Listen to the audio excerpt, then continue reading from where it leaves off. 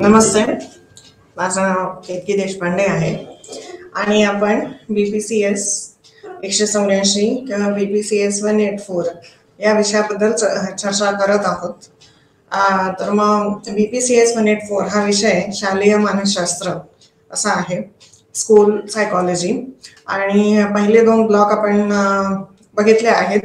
पहिल्या दोन ब्लॉकमध्ये काय आहे शालेय मानसशास्त्राबद्दल ते आपण बघितलेलं आहे. आता आपण तिसरा ब्लॉक बघणार आहोत. मग तिसरा ब्लॉक हा मुले आणि किशोरवयीन मुलांमध्ये समस्या वर्तन. आणि तिसऱ्या ब्लॉकमध्ये 3 युनिट आहेत, तर मग ते 4, 5 आणि 6. मग आपण मुले आणि किशोरवयीन मुलांमधील समस्या वर्तन याच्यावर आता बघूया हा ब्लॉक 3. तर चौथा युनिट हा विशेष गरजा असलेली मुले, स्पेशल स्टुडंट्स असं म्हणता येईल त्यांना. तर मग विशेष गरजा आणि अपंग मुलांमध्ये शिक्षित करणे आणि त्यांना नियमित शाळांमध्ये समाविष्ट करणे हे भारतातील एक सततचे आव्हान राहिलेले आहे. म्हणजे विशेष गरजा म्हणजे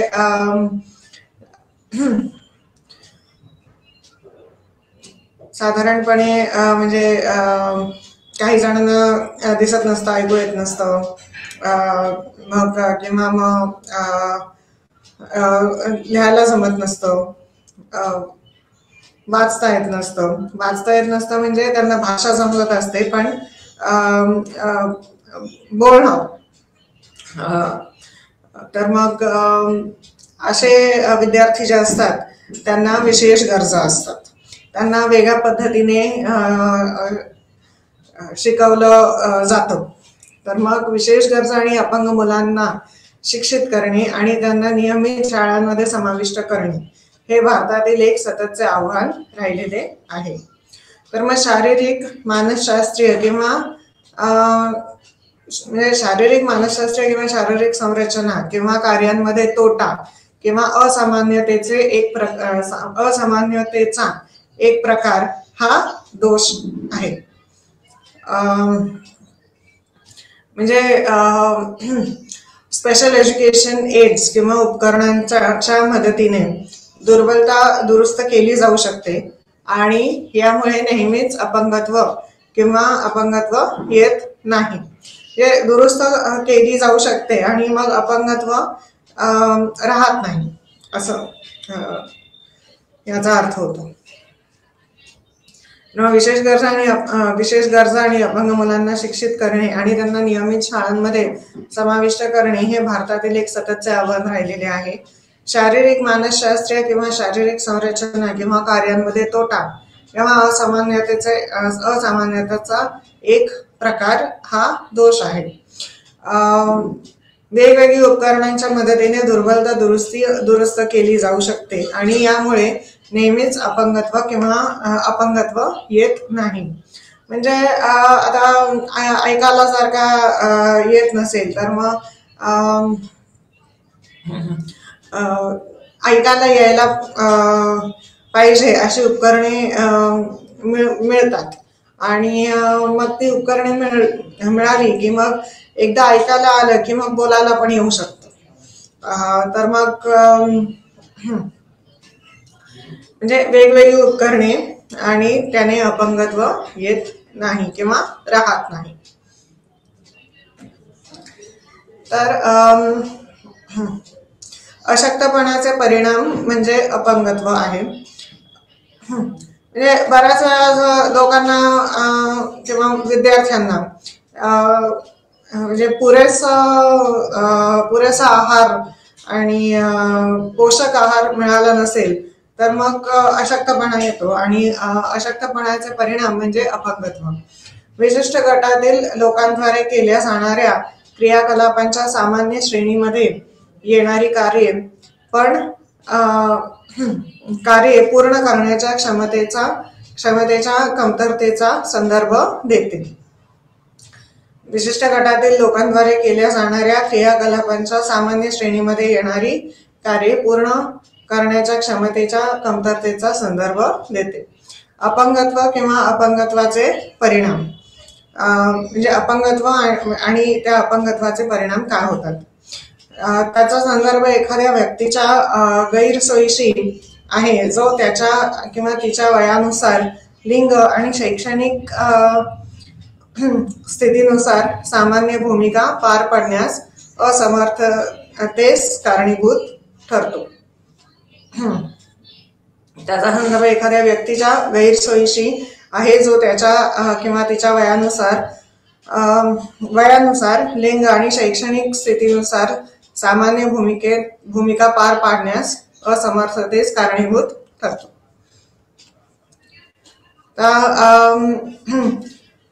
SLDचे प्रकार म्हणजे SLDs चा फुल फॉर्म म्हटलं तर स्पेसिफिक लर्निंग डिसऑर्डर्स. तर म्हणजे शिक्षा जी आहे किंवा शिक्षण घेता येत नसतं आणि तर मग ते शिक्षण का घेता येत नाही तर मग ते लर्निंग डिसऑर्डर असं म्हणतात. लर्निंग म्हणजे शिकणे, तर अभ्यास असा नीट करता येत नाही आणि एकाग्रपणा होत नाही म्हणून अभ्यास नीट करता येत नाही असं नाहीये. तर मग स्पेसिफिक लर्निंग डिसऑर्डर्स किंवा SLDs चे प्रकार म्हणजे dyslexia, dysgraphia, dyscalculia, dyspraxia, non verbal learning disability.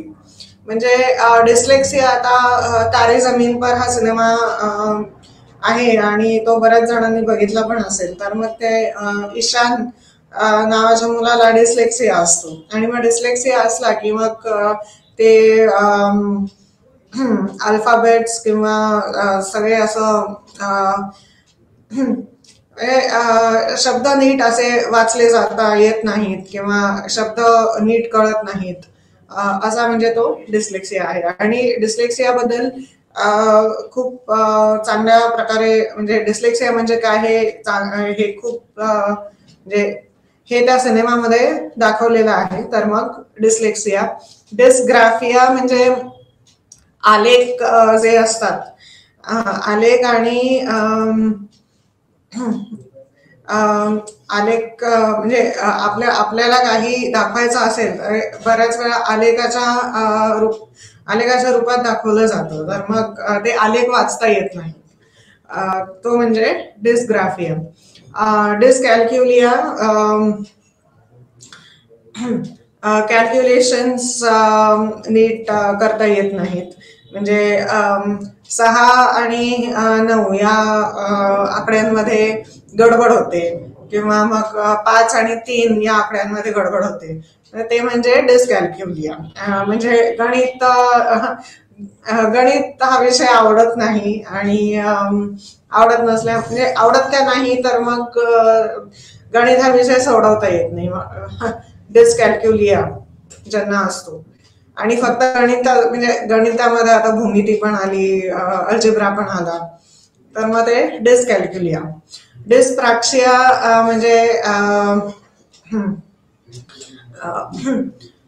बोलण्याचं हे असू शकतं, नीट बोलता येत नाही किंवा वाचन नीट करता येत नाही. म्हणजे आता कोणतीही भाषा जर का आपण बघितली तर मग भाषेमध्ये चार प्रकार असतात, म्हणजे बोलणे, लिहिणे, ऐकणे आणि समजून घेणे.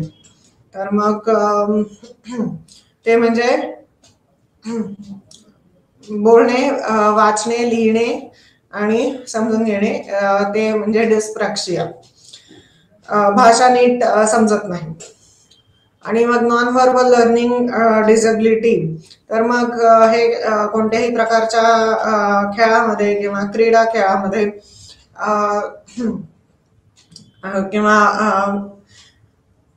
म्हणजे आता बुद्धिअंक आपल्याला केव्हा मिळतो, जेव्हा त्या चाचण्या असतात. तर मग म्हणजे तुम्हाला जेव्हा कोणतीही क्रिया करायची असते, तो पण एक प्रकार आहे बुद्धिअंक चाचण्यांचा. आणि म्हणजे या चाचण्यांमध्ये बुद्धिअंकाच्या भाषा ही वापरली जात नाही. आणि म्हणजे तुम्हाला एक म्हणजे वस्तू सरकवायच्या असतात किंवा एक चित्र बनवायचं असतं वगैरे असं त्या बुद्धिअंक चाचण्यांमध्ये असतं. आणि त्या बुद्धिअंक चाचण्यांना ज्याच्यामध्ये भाषा वापरली जात नाही त्याला परफॉर्मन्स म्हणतात. हे तुमचं कार्य नीट जिथे भाषा वापरली जात नाही ते कार्य तुम्हाला नीट करता येत नाही. नॉन व्हर्बल लर्निंग डिसेबिलिटी असं आहे. तर स्पेसिफिक लर्निंग डिसऑर्डरचे प्रकार म्हणजे डिस्लेक्सिया, आणि डिस्लेक्सियासाठी मग मी तारे जमीन पर हा सिनेमा सांगितला. मग डिस्ग्राफिया आलेखाच्या संदर्भात, डिस्कॅल्क्युलिया गणिताच्या किंवा आकड्यांच्या संदर्भात, डिस्प्राक्सिया म्हणजे भाषेच्या संदर्भात, आणि नॉन व्हर्बल लर्निंग डिसेबिलिटी म्हणजे तुम्हाला तुमची कार्ये ज्याच्यामध्ये भाषा वापरली जात नाही ती कार्य नीट करता येत नाहीत. तर मग नॉन व्हर्बल लर्निंग डिसेबिलिटी. आता निम्हॅन्स बॅटरीला निम्हॅन्स ही एक बॅटरी आहे ज्याच्यामध्ये हे SLDs म्हणजे स्पेसिफिक लर्निंग डिसेबिलिटीज म्हणजे निम्हॅन्स द्वारे तयार केलेली एक चाचणी आहे ज्याच्यामध्ये SLDs कोणते आहेत, काय आहेत, किती तीव्र आहेत हे मोजले जाते. मग ते निम्हॅन्स नावाच्या संस्थेने तयार केलेली बॅटरी आहे किंवा चाचणी आहे. आता बॅटरी आणि चाचणी याच्यामध्ये पुन्हा फरक असतो. तर बॅटरी म्हटल्यानंतर हे सगळे प्रकार specific learning डिसेबिलिटीजचे dyslexia, dysgraphia, dyscalculia, डिस्ट्रॅक्सिया आणि नॉन व्हर्बल लर्निंग डिसेबिलिटी हे सगळे त्या बॅटरीमध्ये मोजले जातात आणि मग ती अख्खी एक चाचणी होऊन जाते. पण म्हणजे वेगवेगळ्या चाचण्यांनी बॅटरी तयार होते, पण चाचणी ही बॅटरीपेक्षा खूप लहान असते. ती एकच वर्तन तुमचं मोजत असते. तर निम्हॅन्स बॅटरीला SLD साठी निदान साधन म्हणून स्वीकारण्यात आलेली आहे. तर मग बॅटरी म्हणजे काय? चाचण्यांचा साधारणपणे सारख्या किंवा जवळजवळ सारख्या चाचण्यांचा समूह म्हणजे बॅटरी. आणि चाचणी म्हणजे एकच वर्तन मोजणारी चाचणी असं. तर बऱ्याच चाचण्या ही बॅटरी तयार करतात. निम्हॅन्स नावाच्या इन्स्टिट्यूटने निम्हॅन्स नावाच्या संस्थेने SLD साठी निदान साधन म्हणून स्वीकारण्यात आलेली आहे निम्हॅन्सने बॅटरी तयार केलेली. मग अमेरिकन सायकॅट्रिक असोसिएशन बौद्धिक अपंगत्वाचे वर्गीकरण सौम्य, मध्यम, गंभीर आणि प्रगल्भ मध्ये करते.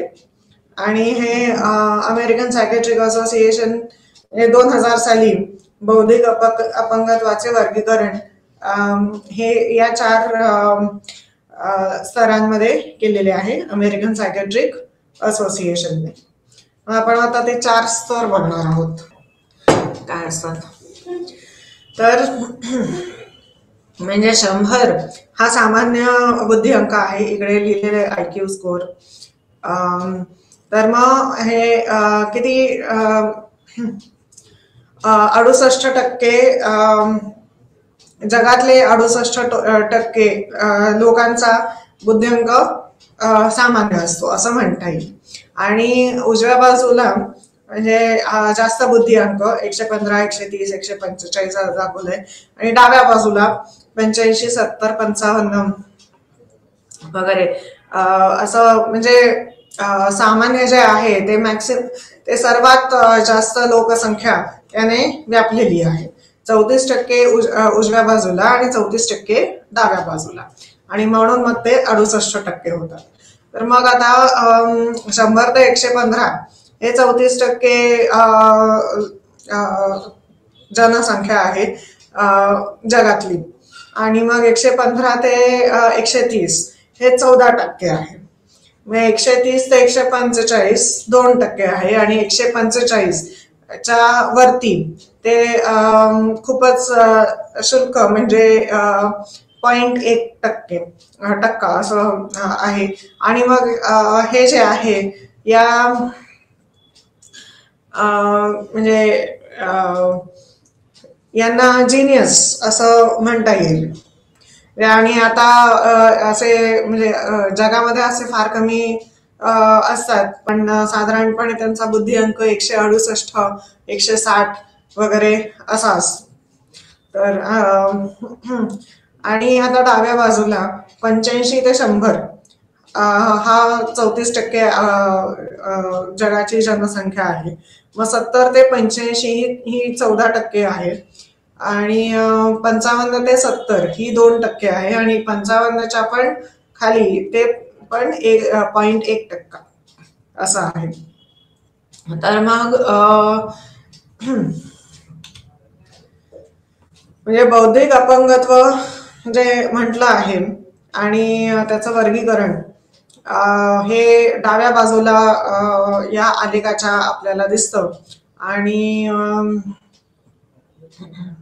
म्हणजे 85 ते 100 हा जो बुद्धिअंक आहे तो म्हणजे सौम्य बौद्धिक अपंगत्वाचं दाखवतो. मग 70 ते 85 मध्यम, 55 ते 70 गंभीर आणि प्रगल्भ. मग प्रगल्भ म्हटल्यानंतर 55च्या पण खाली, म्हणजे ही लोक पूर्णपणे दुसऱ्यांवरच अवलंबून असतात. आणि 70 ते 80 हे जे आहेत यांना साधारणपणे कोणतीही गोष्ट शिकायला खूप वेळ लागतो. आणि हे 14% आहेत. तर मग खूप वेळ लागतो म्हणण्यापेक्षा त्यांना स्लो लर्नर्स असं म्हणतात. 70 ते 85 आणि 85 ते 100 मग ते 34% आहे. आणि 100 हा सामान्य बुद्धिअंक आहे, ॲव्हरेज. आणि मग 100च्या खाली किंवा डाव्या बाजूला या आलेखाच्या बौद्धिक अपंगत्व हा आलेख दाखवतो. तर या आलेखाला नॉर्मल डिस्ट्रीब्युशन कर्व किंवा normal distribution graph, normal probability distribution असं पण म्हटलं गेलेलं आहे. आणि आता हे जगावरच संकट आलं होतं, पण मग या संकटामधून आता जग बाहेर पडतंय. आणि त्याच्या आधी जो होता तो म्हणजे हा आलेख नॉर्मल प्रोबॅबिलिटी डिस्ट्रीब्युशन किंवा नॉर्मल डिस्ट्रीब्युशन कर्व. आणि हा बुद्धिअंकाचा दाखवा IQ स्कोअर डिस्ट्रीब्युशन. पण कोणतंही वर्तन जर का मोजायचं असेल तर ते कारण बुद्धी ही एक क्षमता आहे. तर मग म्हणजे आपलं कोणतंही वर्तन ही आपली क्षमता याच्यावरूनच असतं. आणि म्हणजे कोणतंही वर्तन जर का मोजायचं असेल किंवा कोणतीही क्षमता मोजायची असेल तर मग हा आलेख वापरला जातो. हे जगातलं सर्व वर्तन एकच आपण आता बघतोय बुद्धिअंकाचा, पण जगातले सर्व वर्तन या आलेखामध्ये दिसून येऊ शकतात. म्हणजे आता बुद्धिअंक जर का म्हटलं तर IQ पण मग बुद्धीचे पण 4 प्रकार आहेत. मग ते साधारणपणे म्हणजे IQ स्कोअर डिस्ट्रीब्युशन, बुद्धी जशी आहे तसं बुद्धी ही क्षमता असते. तर मग म्हणजे नॉर्मल डिस्ट्रीब्युशन कर्व किंवा विशेष गरजा असलेली मुले, आणि विशेष गरजा असलेली मुले म्हणजे ही डाव्या बाजूला बौद्धिक अपंगत्व दाखवलेलं आहे. आणि या उजव्या बाजूला जास्त बौद्धिक क्षमता अशी दाखवली, त्यांना गिफ्टेड किंवा जिनियस असं म्हटलं गेलेलं आहे. तर आता म्हणजे भेटवस्तू, गिफ्टेड म्हटलं मी, तर मग भेटवस्तू मुलांची व्याख्या, गिफ्टेड मुलांची व्याख्या अशी केली जाते की ज्यांच्याकडे नैसर्गिक क्षमता आहे अशा कोणत्याही क्षेत्रात जे मुलाला त्याच्या किंवा तिच्या वयाच्या समवयस्कांच्या तुलनेत सर्वात वरच्या 3% ठेवतात. ते 3% म्हणजे हे आहेत.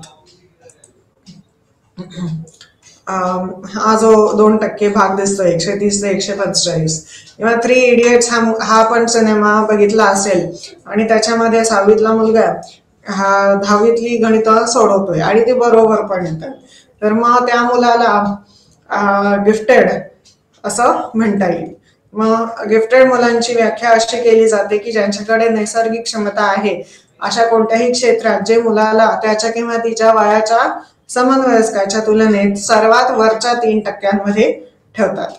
आता भारतीय संदर्भात RPWD कायदा 2016-21 अपंगांना ओळखतो. गिफ्टेड मुलांची ओळख पटवण्यासाठी 3 महत्वाची मॉडेल्स आहेत. हे गिफ्टेड विद्यार्थी हे कोण आहेत, तर मग ते 3 मॉडेल्स आहेत. आणि मग नियास मॉडेल, दिल्ली विद्यापीठ मॉडेल आणि अगस्त्य इंटरनॅशनल फाउंडेशन मॉडेल हे ते 3 मॉडेल आहेत. आता प्रतिभावान आणि हुशार मुलांसाठी भारत सरकारद्वारे निधी उपलब्ध करून दिलेल्या काही महत्वाच्या योजना पण आहेत. त्या योजना काय आहेत तर इन्स्पायर अवॉर्ड्स, चेतना किंवा प्रेरणा देणारे पुरस्कार, मग मानक, राष्ट्रीय प्रतिभा शोध परीक्षा, नॅशनल टॅलेंट सर्च एक्झामिनेशन, ती राष्ट्रीय प्रतिभा शोध परीक्षा हे साधारणपणे आता UPSC आणि MPSC हे कॉलेजमधले विद्यार्थी किंवा पदवी मिळवलेली आहे अशा विद्यार्थ्यांसाठी आहे. पण ही म्हणजे शाळेतल्या मुलांसाठी म्हणजे ती राष्ट्रीय प्रतिभा शोध परीक्षा. आणि तशीच राज्य परीक्षा पण आहे, तर मग ती महाराष्ट्र राष्ट्र प्रतिभा शोध परीक्षा, NTS आणि MTS असं म्हणता येईल त्याला. मग प्रधानमंत्री नाविन्यपूर्ण शिक्षण कार्यक्रम, नाविन्यपूर्ण क्रिएटिव्ह कन्स्ट्रक्टिव्ह शिक्षण कार्यक्रम, ध्रुव म्हणून आहे. आणि ऑलिम्पियाड परीक्षा, कधीतरी नाव ऐकलं असेल तर ऑलिम्पियाड म्हणजे प्रत्येक विषयाचं ऑलिम्पियाड असतं आणि जास्त करून गणित आणि शास्त्र असे, म्हणजे मी जे ऑलिम्पियाड ऐकलेले आहेत ते गणित आणि शास्त्राचे आहेत. जे फिजिक्स किंवा मग chemistry, biology Olympiad, maths Olympiad, geometry, algebra असं ऑलिम्पियाड मी वेगळं ऐकलेलं नाहीये, पण मॅथ्स ऑलिम्पियाड असं आहे. तर मग ही ऑलिम्पियाड परीक्षा.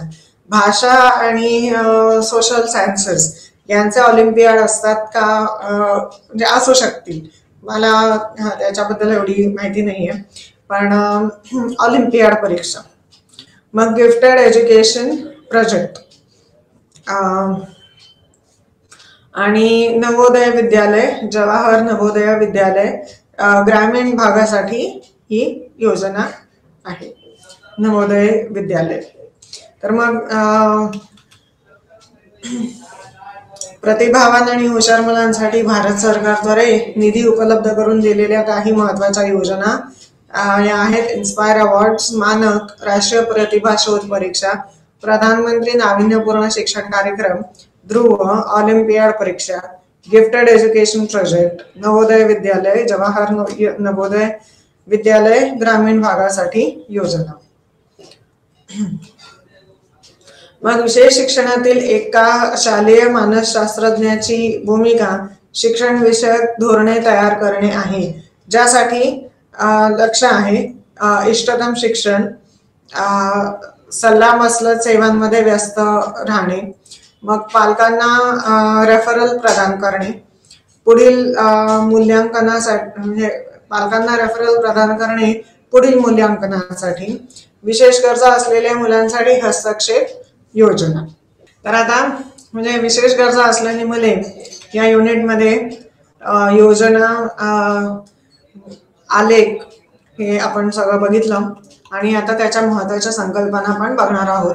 तर मूल्यांकन म्हणजे काय? मूल्यांकन असल्यामुळे आपण ठरवू शकतो की कोण गिफ्टेड आहे आणि कोण विशेष कोण आहे ज्यांना विशेष गरजा असू शकतील. तर मग मूल्यांकन प्रामुख्याने समस्या सोडवण्याचा दृष्टिकोन म्हणून विचार केला जातो. ही विविध स्रोतांकडून आणि विविध माध्यमांद्वारे माहिती गोळा करण्याची प्रक्रिया आहे, ज्यामध्ये आवश्यक असलेल्या व्यक्तीसाठी आधारभूत हस्तक्षेप आणि किंवा निर्देशात्मक निर्णय आहे. मूल्यांकनामुळे आपल्याला ठरवता येतं की काय केलं पाहिजे, कसं केलं पाहिजे, ते मूल्यांकनाद्वारे आपल्याला कळते. अर्ली आयडेंटिफिकेशन किंवा लवकर ओळख, असं जास्त करून लवकर ओळख म्हणजे अर्ली आयडेंटिफिकेशन. विशेष गरजा असलेल्या मुलांना ओळखणे हे अत्यंत महत्वाचे आहे. प्रतिबंधाच्या आधारावर म्हणजे हे अत्यंत महत्वाचे आहे आणि प्रतिबंधाच्या आधारावर कार्य करणे आणि त्यांच्या बालावस्थेतील समस्या सोडवणे, म्हणजे या दोन घटकांपेक्षा पण महत्वाचे काय आहे, लवकर ओळख, ते विशेष गरजा असलेल्या मुलांना ओळखणे हे अत्यंत महत्वाचे आहे.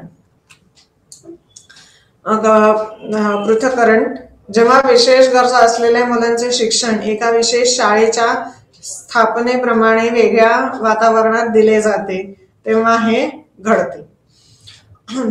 मग नियमित शाळा असताना विशेष गरजा असलेल्या मुलांना एका वेगळ्या वर्गात शिकवले जाते तेव्हा देखील विभक्त होणे उद्भवते, ज्याला सहसा रिसोर्स क्लासेस म्हणून ओळखले जाते. कारण शाळेमध्ये तो आलेख आपण बघितला आता, तर सामान्यपेक्षा विशेष गरजा असलेली मुले कोण असतात, डाव्या बाजूला ज्यांचा जास्त कल असतो, तो जो आलेख दाखवला तो. तर मग एक विशेष शाळेच्या स्थापनेप्रमाणे वेगळ्या वातावरणात दिले जाते जेव्हा विशेष गरजा असलेल्या मुलांचे शिक्षण असे वेगळ्या वातावरण केले जाते तेव्हा त्याला पृथक्करण म्हणतात. मग एकीकरण, याला म्हणजे मेन स्ट्रीमिंग असं म्हटलं जातं. तर अनेकदा मुख्य प्रवाह म्हणून देखील संबोधले जाते.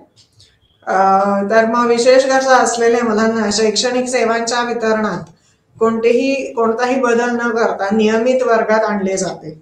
या मुलांसाठी कोणतीही वैयक्तिक शिक्षण योजना तयार केलेली नाहीये. तर मग ते म्हणजे मेन स्ट्रीमिंग, म्हणजे साधारणपणे एक असं थोडंसं गृहीत धरलं जातं की हुशार मुलांबरोबर राहून किंवा मुख्य प्रवाहाबरोबर राहून विशेष गरजा राहणार नाहीत. म्हणजे तो विद्यार्थी किंवा विद्यार्थिनी पण मुख्य प्रवाहात येतील, असं एक थोडंसं गृहीतक आहे याला. एकीकरण किंवा मेन स्ट्रीमिंग म्हणता येईल. मग समावेशन, इन्क्लुजन. समावेशनला इन्क्लुजन म्हटलंय. शिक्षण प्रणालीच्या परिवर्तनाद्वारे वैशिष्ट्यीकृत आहे. ते अध्यापन पद्धती, अभ्यासक्रम, मूल्यमापन पॅटर्न आणि संसाधनांची उपलब्धता यामधील बदलांच्या अटींमध्ये आहे. शिक्षण प्रणालीच्या परिवर्तनाद्वारे वैशिष्ट्यीकृत आहे ते, आणि त्या अध्यापन पद्धती, अभ्यासक्रम, मूल्यमापन पॅटर्न आणि संसाधनांची म्हणजे मुख्य प्रवाहामध्ये म्हणजे मेन स्ट्रीमिंग म्हणजे मुख्य प्रवाह किंवा एकीकरण, असं सगळ्या प्रकारचे विद्यार्थी एकाच वर्गात बसलेले आहेत आणि त्यांच्यासाठी काही बदल नाहीये.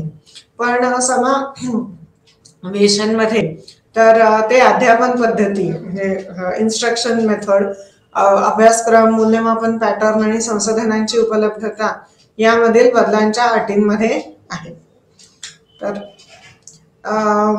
हे सगळ्या मुलांना एकत्र बसवलं जातं तासासाठी, पण वेगवेगळ्या म्हणजे हे इन्क्लुजन अध्यापन पद्धती वगैरे असं सगळं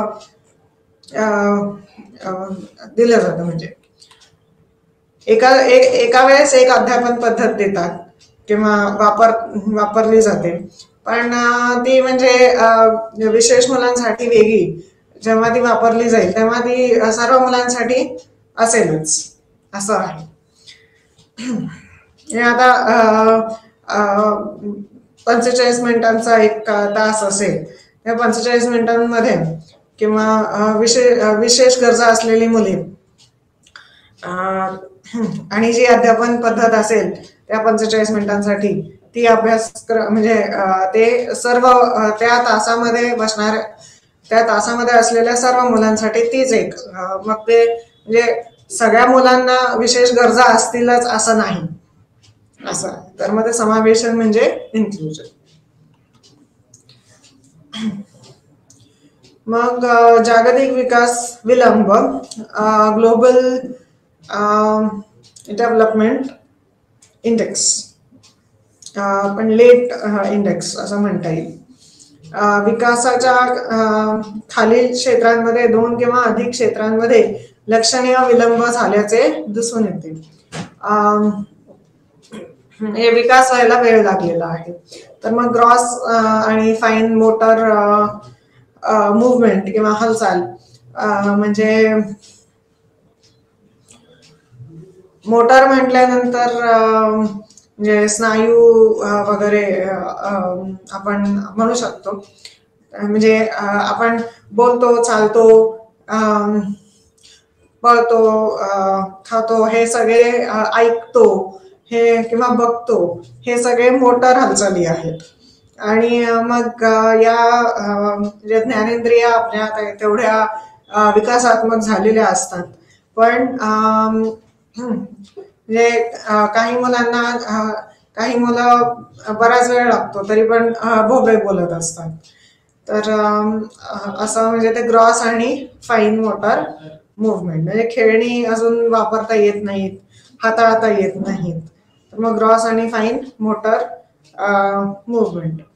मग भाषण किंवा भाषा, म्हणजे बोबडे बोलतात किंवा बोलता येत नाही वगैरे असं. सामाजिक किंवा वैयक्तिक,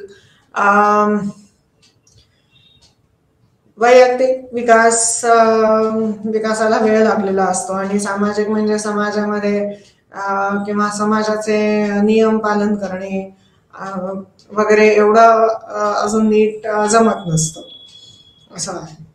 मग आकलन समजून घेणे, आकलन होण्यासाठी वेळ लागतो, विलंब असतो. आणि दैनंदिन जीवनातील क्रियाकलाप, म्हणजे शाळेत जायचं असतं, याला वेळ लागतो, उशीर होतो वगैरे, असं दैनंदिन जीवनातील क्रियाकलाप. किंवा खाता येत नाही, खायला घेतलं की सांडणं होतं आहार. मग जेव्हा एक लहान मुलं पण आता चहा पितात माझा अंदाज आहे, तर चहा पिताना चहा नीट पिता येत नाही, आणि मग तो बशीतून चहा सांडतो वगैरे, आणि मग तो युनिफॉर्म वगैरे असला, मग हे अशा प्रकारात दैनंदिन जीवनातील क्रियाकलाप असं. आणि तो जो सिनेमा तारे जमीन पर, त्याच्यामध्ये मग ते बुटाची लेस बांधता येत नसते, बटन नीट लावता येत नसतात वगैरे, किंवा बॉल येतोय तर बॉल कुठून येतोय तर बॉल पकडता येत नाही, बॉल टाकता येत नाही. दैनंदिन जीवनातील क्रियाकलाप. तर मग हे विशेष गरजा असलेली मुले हा युनिट आपण बघितला. आणि आता 5वा युनिट आहे मुले आणि किशोरवयीन मुलांमधील अंतर्गत समस्या. तर इंटरनल प्रॉब्लेम्स. आता national institute of mental health भावनिक आणि वर्तणुकीशी संबंधित अडचणी म्हणून परिभाषित केले आहे. ज्याचे वैशिष्ट्य शालेय कार्यक्रमांमध्ये वर्तनात्मक किंवा भावनिक प्रतिक्रियांद्वारे वैशिष्ट्यीकृत आहे, की ते योग्य सांस्कृतिक किंवा वांशिक मानदंडांपेक्षा भिन्न आहे, जे शैक्षणिक कामगिरीवर परिणाम करते. आणि म्हणजे शैक्षणिक कामगिरीवर परिणाम करते, सामाजिक, व्यावसायिक, शैक्षणिक आणि अगदी वैयक्तिक कौशल्य सुद्धा.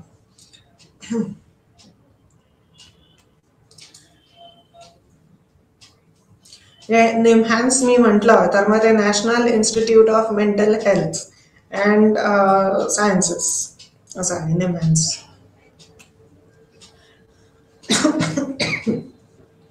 तर आंतरिक वर्तन असलेली व्यक्ती त्याच्या किंवा तिच्या भावना आत ठेवते, चिंता व्यक्त करत नाही, तिचा आत्मसन्मान कमी असू शकतो आणि सहसा नकारात्मक भावनांचा सामना करण्यात अडचण येते.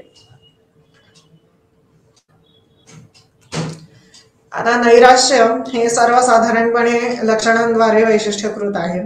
तर उदास मनस्थिती, क्रियाकलापांमध्ये रस कमी होणे, दररोजच्या क्रियाकलापांमध्ये रस कमी होणे, वजन कमी होणे किंवा वाढणे, झोपेशी संबंधित समस्या, सायकोमोटर अडचणी. म्हणजे सायकोमोटर अडचणी म्हणजे पडणं, सांडणं,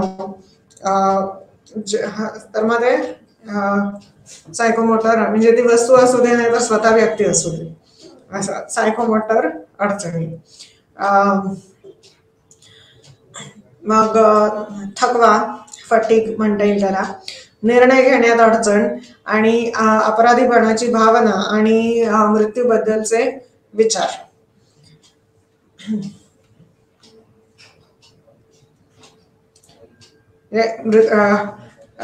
मृत्यूबद्दलचे विचार हा पण एक अपराध आहेच. तर मग अपराधीपणाची भावना आणि मृत्यूबद्दलचे विचार हे म्हणजे नैराश्य. मग आता विशिष्ट फोबिया, आपण नैराश्य बघितलं, आता फोबिया म्हणजे काय, तर विशिष्ट फोबिया पूर्वी साधा फोबिया म्हणून ओळखला जात असे. त्याचे 5 उपप्रकार आहेत आणि ते उपप्रकार आहेत म्हणून त्याला विशिष्ट फोबिया म्हणतात. तर मग ते 5 उपप्रकार म्हणजे कोणते, तर प्राण्यांना घाबरणे, कोळी, कुत्रे, मग स्पायडर किंवा मग डॉग्स असं. नैसर्गिक वातावरण, पाणी, उंची, आणि लहान मुलांना याची खूप भीती वाटत असते, साधारण इंजेक्शन, दुखापत वगैरे. मग परिस्थितीजन्य म्हणजे पूल बोगदे किंवा मग लिफ्ट जरी म्हटलं, लिफ्ट मध्ये त्याला घाबरतात मुलं, कारण ते सगळं बंद असतं असं. आणि मग इतर गुदमरणे, स्पेस फोबिया, जिथे ती व्यक्ती भिंतींपासून किंवा आधारापासून दूर असेल तर तिला खाली पडण्याची भीती असते. तर हे म्हणजे फोबिया. आणि खूप भीती वाटणे म्हणजे स्वतःच्या जीवनावर परिणाम होईल एवढी भीती. आता सोशल फोबिया हा एक सततचा असमंजसपणाचा भय असतो, जो सामान्यतः इतर लोकांच्या उपस्थितीशी जोडलेला असतो. ते अत्यंत दुर्बल होऊ शकते. नैराश्य, चिंता, शारीरिक तक्रारी, सामाजिक पैसे काढणे आणि खाण्याच्या विकारांसारख्या विविध आंतरिक समस्या अनेकदा सह उद्भवू शकतात. म्हणजे खाण्याच्या विकारांचा अॅनोरेक्सिया नर्वोसा आणि अॅनोरेक्सिया बुलिमिया हे इटिंग डिसऑर्डर्स आहेत किंवा खाण्याचे विकार आहेत, अॅनोरेक्सिया नर्वोसा आणि बुलिमिया. साधारणपणे 0 साईज फिगर खाण्याच्या समस्या सर्वसाधारणपणे किंवा जास्त करून मुलींमध्ये आढळतात. आणि मुलींमध्ये काय आढळतात, ते 0 साईज फिगरवर जास्त भर असतो. आणि मग खाणं कमी तरी करायचं नाही तर खूप करायचं असं एक. आणि खाणं खूप केलं की मग ते खाणं पुन्हा बाहेर काढायचं असा तो प्रकार असतो बुलिमिया. तर मग ते खाण्याच्या विकारांसारख्या विविध आंतरिक समस्या अनेकदा सह उद्भवू शकतात. मग आता पोस्ट ट्रॉमॅटिक स्ट्रेस डिसऑर्डरच्या विकासासाठी पोस्ट ट्रॉमॅटिक स्ट्रेस डिसऑर्डर केव्हा होते आणि त्याची कारणे काय असतात, तर एक म्हणजे गैरवर्तन, मग पालकांचे दुर्लक्ष, अपघात, नैसर्गिक आपत्ती, हिंसक कृत्ये आणि जीवनात इतर कोणतेही महत्वपूर्ण बदल. म्हणजे त्या व्यक्तीशी किंवा त्या विद्यार्थ्याबरोबर गैरवर्तन झालेले आहे आणि त्याच्याबरोबर हिंसक कृत्य झालेली आहे, मग त्या विद्यार्थ्याला किंवा विद्यार्थिनीला पोस्ट ट्रॉमॅटिक स्ट्रेस डिसऑर्डर होऊ शकते. मग सूचीबद्दल केलेली काही आहार आणि खाण्याचे विकार आहेत.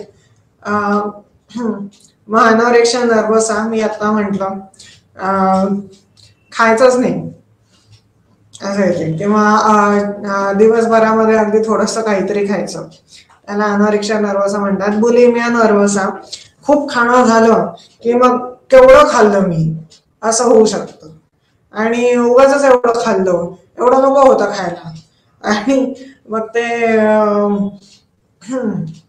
जे काय सगळं खाल्लेलं आहे ते म्हणजे फार फार कॉम्प्लेक्स असतो. उगाच एवढं खाल्लं मग ते खाणं बाहेर काढायला पण प्रयत्न करतो. आणि binge eating disorder, binge eating म्हणजे खूप खाणं, म्हणजे खूप खाणं म्हणजे साधारणपणे 2 उत्तप्पा किंवा मग 2 डोसे आणि वर एक केक वगैरे, असं बिंज इटिंग डिसऑर्डर. आणि मग पिका म्हणून आहे. पिका म्हणजे लहान मुलांना एक साधारणपणे साबणाची चव कशी असते असं असू शकतं, तर मग ते साबण त्याचा फेस खाणे किंवा मग म्हणजे जे खायला नको आहे ते खाणे, आणि मग ते असं किंवा मग ते होमिओपॅथिक साबुदाण्याच्या गोळ्या चांगल्या लागतात म्हणून एकदम खूप खाणे वगैरे, असं त्याला पिका म्हणतात. आणि हे धातूच्या बाबतीत सुद्धा असू शकतं, तर मग ते मुलांकडे लक्ष ठेवावं लागतं. आणि नंतर मग टाळणारा किंवा प्रतिबंधात्मक, हे तेच म्हणजे पिका, की टाळणारा किंवा प्रतिबंधात्मक अन्न सेवन विकार. मग ते चॉकलेट्स असू दे किंवा मग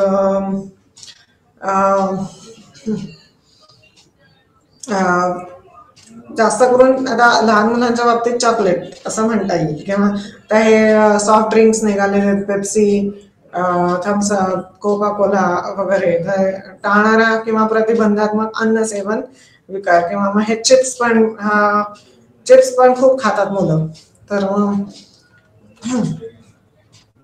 आता मुले आणि किशोरवयीन मुलांमधील अंतर्गत समस्या, महत्वाच्या अटी किंवा महत्वाच्या संकल्पना, तर मग ती चिंता, तर धोका किंवा धोक्याच्या अपेक्षेने अनुभवलेली भावना जी उपस्थित नाही किंवा निर्दिष्ट केली जाऊ शकत नाही. शरीराची प्रतिमा, व्यक्तीची त्यांच्या स्वतःच्या शरीराची धारणा समाजाने ठरवलेल्या मानकांच्या तुलनेत ते स्वतःला कसे पाहतात. बॉडी इमेज म्हणता येईल, शरीराची प्रतिमा. चिंता म्हणजे अँझायटी.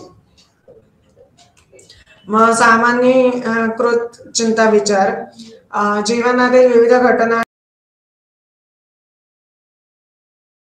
अवास्तव चिंतेची स्थिती.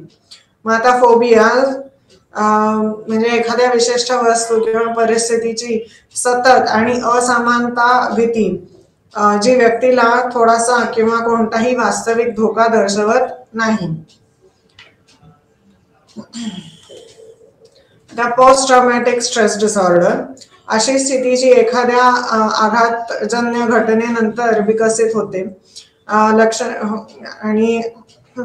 लक्षणे 1 महिन्यापेक्षा जास्त काळ टिकतात आणि एखाद्या व्यक्तीच्या दैनंदिन, सामाजिक आणि व्यावसायिक कामकाजावर प्रभाव टाकण्यासाठी पुरेशी गंभीर असतात.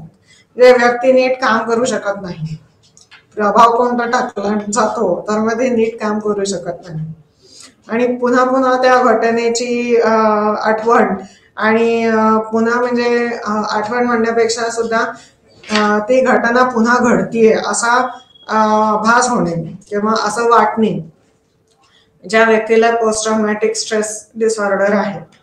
म्हणजे साधारणपणे शिवाजीच्या काळामध्ये म्हणजे शिवाजी गनिमिकावा हे तंत्र वापरायचा. आणि त्याच्यामध्ये व्हायचं काय, कुठून तरी अकस्मात एकदम यायचे आणि हल्ला जो आहे तो एकदम अकस्मात, तुम्ही जेव्हा हल्ल्यासाठी तयार नाही आहात तेव्हा हल्ला व्हायचा. आणि मग तो हल्ला केवढा गंभीर आहे त्याच्यावर मग ते पोस्ट ट्रॉमॅटिक स्ट्रेस डिसऑर्डर असू शकते. म्हणजे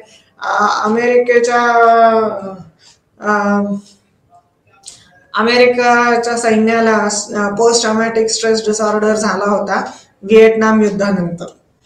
तर ते म्हणजे पोस्ट ट्रॉमॅटिक म्हणजे ती घटना घडलेली आहे पुन्हा आणि असे भास होणे आणि मग ती घटना झाल्यानंतर जे रडणं आणि अकस्मातपणा वगैरे, जेव्हा तयारी नाहीये तुमची तेव्हा, तर मग ते सगळं ते म्हणजे सिम्पटम्स आहेत म्हणता येतील, सिम्पटम्स म्हणता येतील पोस्ट ट्रॉमॅटिक स्ट्रेस डिसऑर्डरचे. आता पृथक्करण चिंता विकार, भीती, चिंता किंवा परिस्थिती टाळणेद्वारे वैशिष्ट्यीकृत, ज्यामुळे संलग्न आकृती किंवा प्राथमिक काळजी घेणाऱ्यापासून वेगळे होऊ शकते. मग सिलेक्टिव्ह म्युटिझम, एक विकार ज्यामध्ये मुले विशिष्ट परिस्थितीत बोलत नाहीत, जसे की वर्ग. पृथक्करण चिंता विकार म्हणजे जनरलाइज्ड एन्झायटी डिसऑर्डर असं म्हणता येईल. अटॅचमेंट डिसऑर्डर वगैरे सुद्धा असं म्हणजे मुलांच्या बाबतीत अटॅचमेंट डिसऑर्डर असते, सेपरेशन अँझायटी डिसऑर्डर वगैरे. हे शाळेमध्ये शाळेमध्ये जाताना पहिल्या दिवशी मुलं रडतात, आई वडिलांपासून दूर केले जाते थोडंफार. मग सामाजिक माघार, मोठ्या प्रमाणात सामाजिक परिस्थिती आणि समाजातून माघार घेणे. त्याची वैशिष्ट्य काय आहे, सहवास टाळणे, सामाजिक परिस्थितीत वर्तणुकीतील कमतरता प्रदर्शित करणे, इतर मुलांच्या पुढाकाराला प्रतिसादाचा अभाव. आणि सोमॅटिक तक्रारी, शारीरिक किंवा शारीरिक अस्वस्थता, वेदना किंवा आजार यांच्याशी संबंधित तक्रारी ज्यांना ज्ञात वैद्यकीय आधार नाही. आणि पिका म्हणजे एक प्रकारची परिस्थिती ज्यामध्ये मुलं अन्न किंवा काहीतरी खाऊ शकते ज्यामध्ये पौष्टिक गुणवत्ता नसते. उदाहरण पेंट किंवा साबण.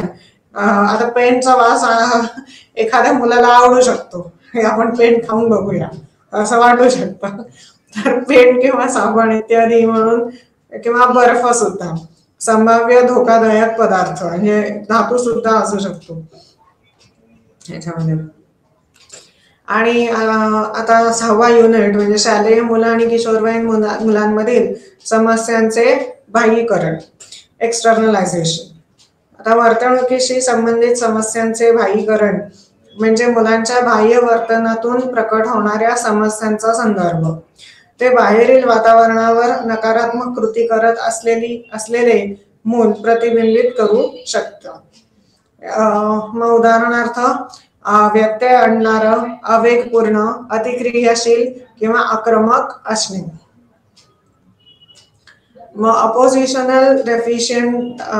अपोजिशनल डिफायंट डिसऑर्डर आणि आचार विकार हे व्यत्यय, आवेग नियंत्रण आणि आचरण विकार या प्रमुख श्रेणी अंतर्गत येतात. ते आक्रमकता किंवा समाजविरोधी वर्तनाचे सामान्य वैशिष्ट्य सामायिक करतात. आचार संहिता विकार मुख्यतः लवकर बालपणात विरोधी पक्षपाती विकाराच्या निदानाने अगोदर होते. ते नंतर सामाजिक विरोधी व्यक्तिमत्व विकाराकडे नेऊ शकतात. Anti social personality disorder. Oppositional defined disorder म्हणजे ऑथॉरिटी फिगर, आई वडील म्हणू दे किंवा शिक्षक म्हणू दे, ते सांगतील ते ऐकायचं नाही. अपोजिशनल डिफाईन्ड डिसऑर्डर, स्वतःला शाणे समजायचे, म्हणजे स्वतःला शाणे समजत नसतात मुलं, पण त्यांचं वर्तन असं असतं की शिक्षक म्हणू शकेल स्वतःला का शाणा समजतोस का, समजतेस का, असं. तर अपोजिशनल डिफाईन्ड डिसऑर्डर, ऑथॉरिटी फिगर जे काय म्हणतीये ते ऐकायचंच नाही. आणि मग जेव्हा जर का लहानपणी अपोजिशनल डिफाईन्ड डिसऑर्डर असेल तर मोठे झाल्यानंतर अँटी सोशल पर्सनॅलिटी डिसऑर्डर होऊ शकते. ते नंतर सामाजिक विरोधी व्यक्तिमत्व विकाराकडे नेऊ शकतात. मग attention deficit hyper activity disorder ADHD असलेली मुले यामध्ये अडचणी दर्शवतात. सतत लक्ष ठेवणे, अत्याधिक मोटार क्रियाकलाप म्हणजे गोल फिरणे किंवा इकडून तिकडे पळणे वगैरे, अतिक्रियाशीलता आणि आवेग यामुळे विविध सामाजिक, व्यावसायिक, शैक्षणिक दोष निर्माण होतात. अभ्यास करायला तुम्हाला एका जागी बसावं लागतं, लिहायला गृहपाठ करायला एका जागी बसावं लागतं, ते बसणं होत नाही ADHD मुलांमध्ये. मग पदार्थ किंवा वाचायला सुद्धा एका ठिकाणी बसावं लागतं, ते बसलं जात नाही. पदार्थ अवलंबित्व हे पदार्थ वापर विकारांच्या गंभीर स्वरूपाचा संदर्भ देते. एखाद्या व्यक्तीच्या जीवनातील विविध क्षेत्रांवर परिणाम करणाऱ्या सहिष्णुता आणि पैसे काढण्याच्या लक्षणांद्वारे हे वैशिष्ट्यीकृत आहे. मग सातत्य हे जाणून बुजून शाळेतून गैरहजर राहण्याचे अनेक कारक कृत्य आहे. यामध्ये वैद्यकीय अटी किंवा पालकांनी दिलेली परवानगी इत्यादी कायदेशीर अनुपस्थितींचा समावेश नाही. आणि तो तारे जमीन पर सिनेमा याच्यासाठी सुद्धा बघायला काही हरकत नाही. मग आता मुले आणि किशोरवयीन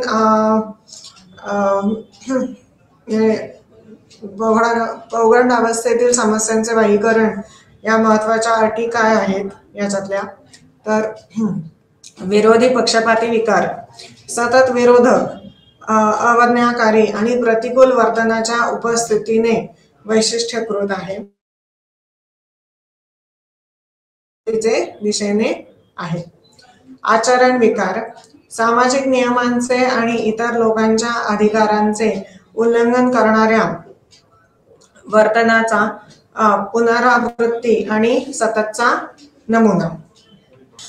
तर आता attention deficit hyper activity disorder मध्ये अडचणी आहेत. शाश्वत किंवा केंद्रित लक्ष राखणे मध्ये अडचणी काय आहेत म्हणजे मुलांना अतिशयोक्ती पूर्ण मोटार क्रियाकलाप, अतिक्रियाशीलता आणि आवेग, सामाजिक, व्यवसाय किंवा शैक्षणिक समस्यांकडे अग्रगण्य.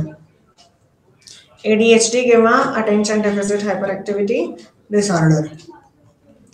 पदार्थाचा गैरवापर, मादक पदार्थांचा गैरवापर म्हणजे वारंवार आणि किंवा पदार्थाचा अतिवापर जीवनाच्या विविध क्षेत्रांमध्ये समस्यांना कारणीभूत ठरतो.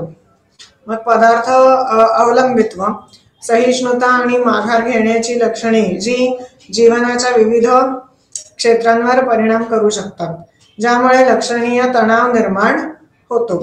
जे साधारणपणे लहान मुले ही चॉकलेटवर अवलंबून झालेली असतात.